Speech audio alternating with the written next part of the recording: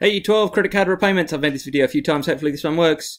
Now, credit cards you use to spend somebody else's money, right? What that means is you've probably got to pay back more. The extra amount that you've got to pay back is called interest. Now, sometimes you don't have to do that with a credit card. Perhaps if you pay it back quickly enough within this thing called an interest-free period, then perhaps you won't have to pay interest. You will just have to pay back the amount that you owe.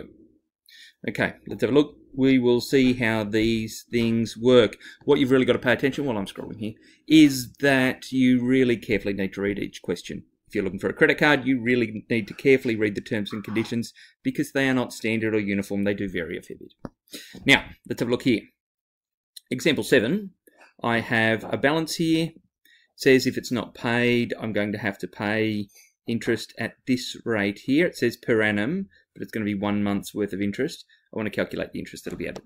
Okay, so my interest is PRN. My principal is $4,991.23. My rate, okay, that's 16.5%, 0.165, right, over 12. I want 1/12 of a year's interest times 1, we can say, because 1 month. Okay, punch those things out. I'm going to press pause and do that. Equals $68.63. Okay, so that will be the interest for that month owing on that amount there, right? At 16.5% per annum. Generally going to find the interest rates on credit cards are substantially higher than we have been looking at for other things generally. Now, I've got another example here. This is going to be not necessarily difficult, but complicated. First of all, you can press pause, read the question carefully. Read the question carefully, right? You do need to read them carefully. Now, part A, got to calculate the daily interest rate. Okay, it's 18% per annum. I want that as a daily interest rate. Right, so for A, I have, well, let's leave it as a percentage. So that's 18 over 365. Yeah, 18%. Equals, what does that equal? Well, let's find out. 18, oops, let's pull the calculator over so you can see. 18 divided by 365 equals, now, you're not going to really want to use that. In fact, maybe this answer is okay. You don't really want to use that figure there in your calculations because you're going to have to round it off. Right, see, it's got lots of decimal places and I've lost it now. And I can't remember it because too many. Let's go 4932. 0.04932. 0.4932% per day. Now, that's a percent. A really common mistake to make here when you calculate the daily interest rate, because you're going to need to do that for credit cards often, the daily interest rate is to use this as your rate. But of course, that's a percentage. You'd need to divide that by 100. So you chuck 2 more zeros in here. Okay, you need to divide that by 100. Rounding off is a thing to be mindful of. Not so bad as with compound interest, right? But still be very mindful of that here. So there's our daily interest rate expressed as a percentage. Now, calculate the interest on 1st of July. This is where we've got quite a lot of steps to do. I'm going to press pause. I'm going to draw up a series of calculations here to save a bit of time. Okay, hold tight. Magic, look at this. Things are done. Now, what I've got here are 4 different, four different things that I want to look at, right? Because of these 4 things here. Now, I have 9 days. That's from the 1st of June to the 10th of June.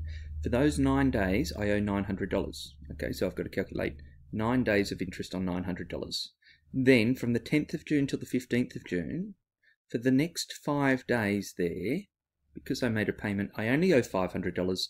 So for the next 5 days, I earn interest on $500. Right. From the 15th of June till the 22nd of June, for those 7 days, I now owe $850. So there's 7 days at $850. And the last 8 days at $1,000, right? From the 22nd of June until the 1st of July, right? As it says in the question. Be careful, please, that sometimes, and it will probably specify, sometimes the number of days the interest is calculated on includes the day of purchase, as well as the day that you paid off.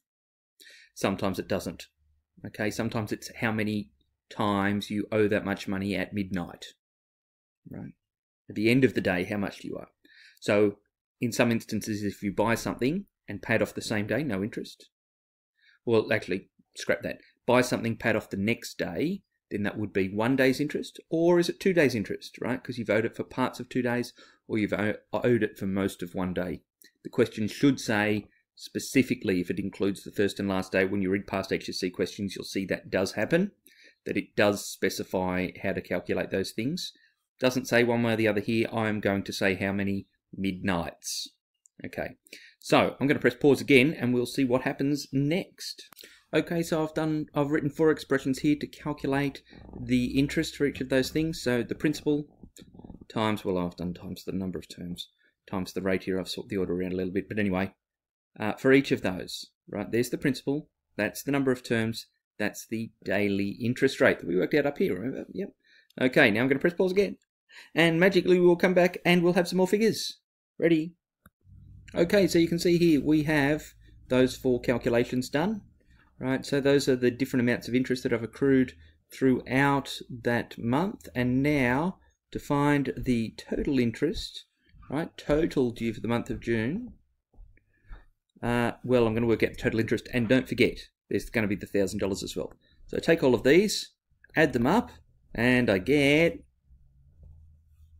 Okay, so we add those together and I get $12.16 interest.